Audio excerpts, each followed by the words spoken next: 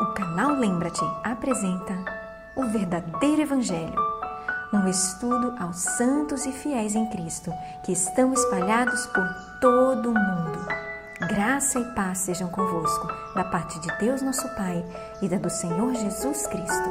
Amém. Tema de hoje, a experiência da justificação. Assim como em todos os aspectos cruciais da salvação, Satanás ele forneceu uma contrafação em relação à justificação, ou seja, uma justificação falsa, onde a salvação é prometida, mas não é entregue. Assim como existiam falsos evangelhos disfarçados de verdadeiros lá nos dias de Paulo, da mesma forma temos falsos evangelhos hoje, prometendo aquilo que não podem cumprir. E multidões de cristãos sinceros compraram a versão de Satanás do Evangelho, porque parece muito bom. Do que se trata essa falsificação popular da verdadeira justificação? Basicamente, é limitar a justificação até somente a lição anterior que vimos juntos, a lição número 9. É restringir e limitar a justificação ao fato de Deus nos declarar justos. Em outras palavras, está apresentando o Evangelho pela metade. Muitos cristãos acreditam que a justificação se limita a perdoar, esquecer os pecados cometidos e então declarar alguém justo. Nesta lição, veremos que existe um outro aspecto vital da justificação. Sem essa dimensão, a justificação é superficial e insatisfatória. Então, qual é o segundo aspecto da justificação? Tito, capítulo 3, o verso 5 a 7. Não pelas obras de justiça que houvéssemos feito, mas segundo a sua misericórdia, nos salvou mediante o lavar da regeneração e da renovação do Espírito Santo, que abundantemente Ele derramou sobre nós por Jesus Cristo, nosso Salvador, para que, sendo justificados pela sua graça, sejamos feitos herdeiros segundo a esperança da vida eterna. Veja que a justificação envolve algo mais que o perdão. Observe atentamente como é que Deus faz para nos salvar. Diz o verso, o lavar da regeneração. E isso não se refere às águas do batismo, se refere ao lavar do coração. Na verdade, é uma experiência do coração, uma transformação completa. Pois o verso diz, a justificação envolve ser regenerado, a justificação envolve ser renovado. E isso acontece na mente, essa transformação. Muda meus valores, muda as minhas atitudes, o Espírito Santo renova a minha mente. E então eu não sou mais centrado em mim mesmo, porque agora eu sou centrado em Cristo e também no próximo. Agora tenho a mente de Cristo. Quando esse lavar da renovação tiver sido realizado por Cristo e pelo Espírito Santo, então eu estou justificado e salvo. Perceba, há mais na justificação do que ser perdoado por pecados passados. É justificação experimentada na vida interior. É crucial que entendamos que a justificação segue, ou seja, vem depois de ter havido a regeneração e a renovação. Vamos ver como é que Jesus descreveu a salvação. João capítulo 3 e o verso 3. Jesus respondeu e disse-lhe, na verdade te digo que aquele que não nascer de novo não pode ver o reino de Deus.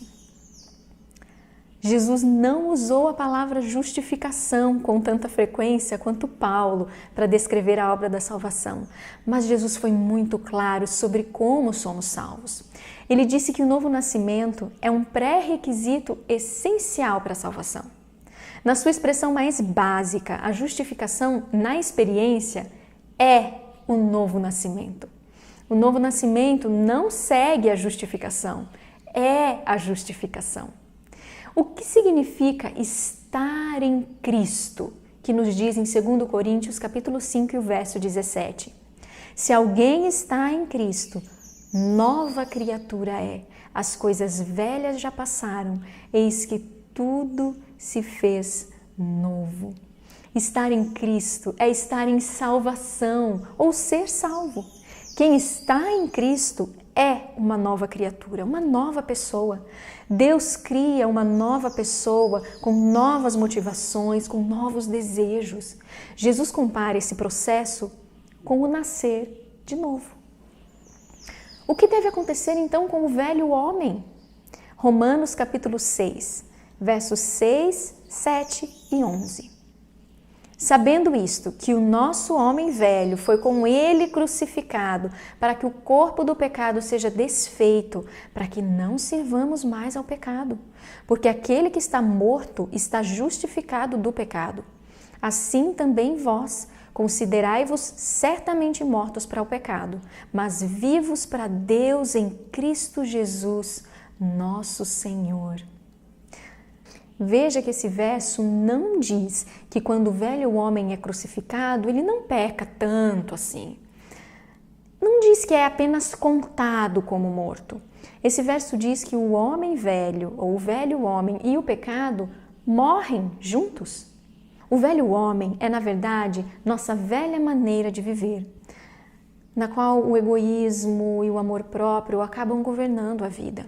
Este velho homem deve morrer e é substituído então pela nova criatura, uma nova criatura que é produzida por Jesus e pelo Espírito Santo no novo nascimento. Observe que considerarmos a nós mesmos como mortos é o mesmo que sermos crucificados de verdade. Ser declarado morto é estar realmente morto. E quando o velho homem está morto, o pecado também morre junto. Assim como o velho homem e o pecado são sinônimos, a nova criatura e a obediência também são sinônimos. Assim, a justificação e obediência também devem ser uma e a mesma coisa. É por não vermos essa obediência em nós que às vezes começamos a duvidar da nossa experiência e nos perguntamos se estamos mesmo justificados. É nesse ponto que devemos confiar e contar com a primeira parte da justificação mais uma vez, porque precisamos ser perdoados novamente pelos pecados cometidos. Mas como é que Deus lida com esse problema do pecar? 1 João capítulo 2 e o verso 1. Meus filhinhos, estas coisas vos escrevo para que não pequeis. E se alguém pecar, temos um advogado para com o Pai, Jesus Cristo, o justo.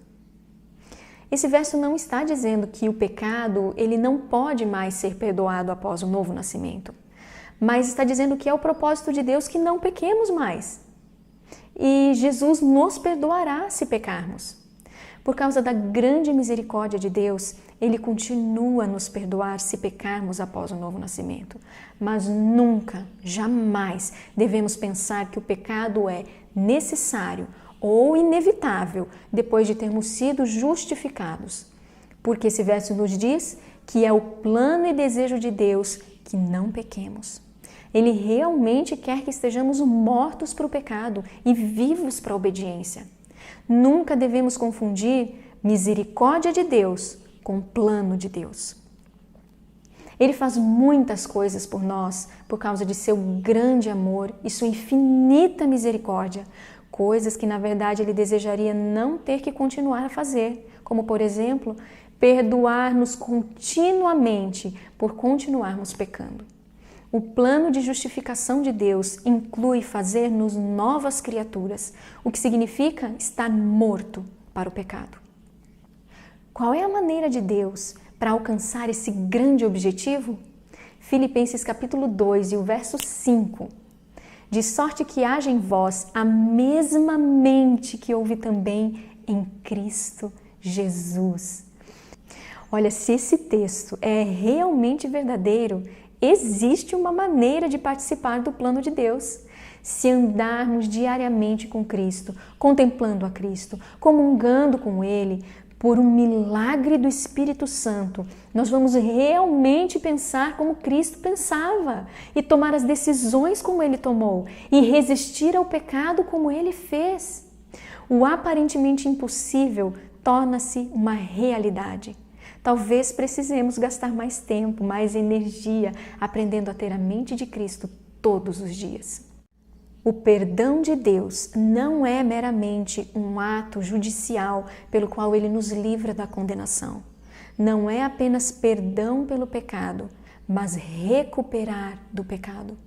É o transbordar do amor redentor que transforma o coração.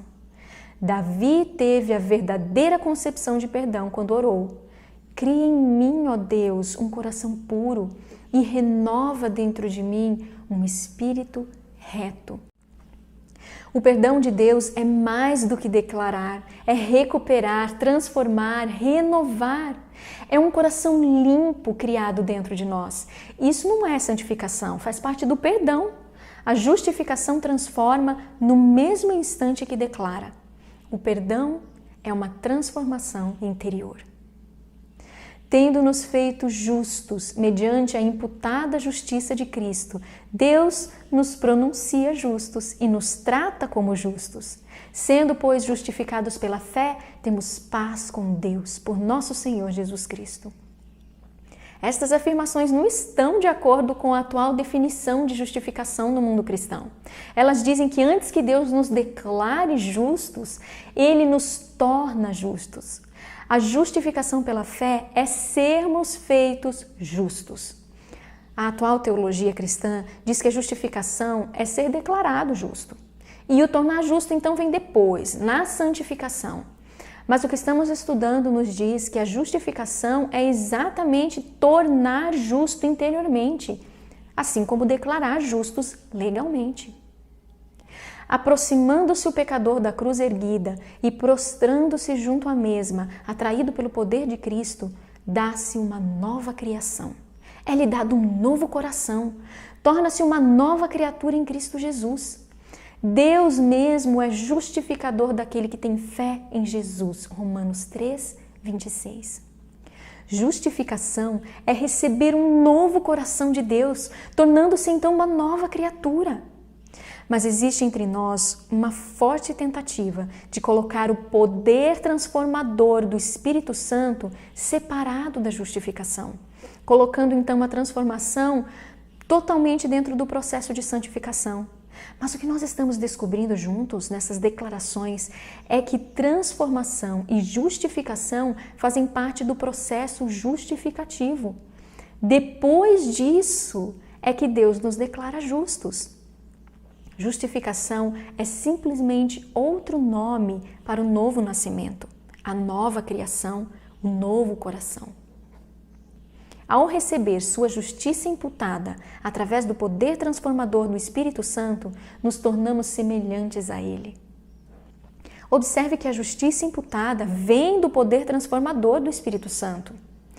Alguns hoje querem dizer que somos justificados por Cristo e santificados pelo Espírito Santo, mas em nenhum lugar a inspiração apoia essa separação do trabalho de Cristo e do Espírito Santo. Ambos estão envolvidos na justificação e santificação. É claro que imputado significa mais do que contabilidade e crédito. Ser perdoado da forma que Cristo perdoa não é apenas ser perdoado, mas renovado no espírito da nossa mente. O Senhor diz: um novo coração eu te darei. A imagem de Cristo deve ser estampada na própria mente, coração e alma. Parte da justificação é sim ser perdoado pelos meus pecados. Meus pecados são esquecidos. Mas parte da justificação é também ser transformado na experiência do novo nascimento. A justificação é declarativa, mas é também experimental. O atual entendimento popular da justificação é que ela consiste apenas em uma parte. O novo nascimento é considerado parte da santificação. Mas isso é perigoso, porque isso significa que podemos ser justificados e salvos mesmo antes que o novo nascimento aconteça. Isso significa que mesmo que a experiência do novo nascimento não esteja mudando a minha vida de dentro para fora, ainda estou justificado e salvo. Essa separação entre declarar-nos justos e fazer-nos justos não é bíblica e tem contribuído mais do que qualquer outro ensino para incentivar que os cristãos tolerem o pecado em suas vidas, pois acreditam que estão justificados mesmo quando o pecado aberto e não perdoado está ativo em suas vidas. A realidade é que estamos lidando com dois evangelhos completamente diferentes aqui, ambos competindo pela nossa lealdade. A falsificação do evangelho por Satanás não é menos real e menos destrutiva do que a falsificação que ele fez do dia de adoração a Deus. Precisamos ter muita certeza de que sabemos por nosso próprio estudo e experiência também o que realmente é o evangelho, para que possamos dizer como Paulo: porque não me envergonho do evangelho de Cristo, porque é o poder de Deus para a salvação de todo aquele que crê. Romanos 1:16. Deus abençoe.